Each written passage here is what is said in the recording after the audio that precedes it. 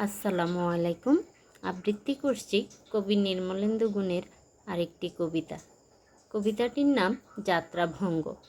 হাত বাড়িয়ে ছুঁই না তোকে, মন বাড়িয়ে ছুঁই।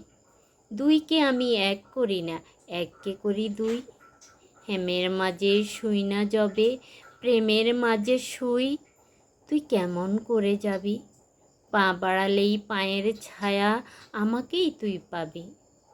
তবুও তুই বলিস যদি যাই, দেখবি তোর সম্মুখে পথ নাই।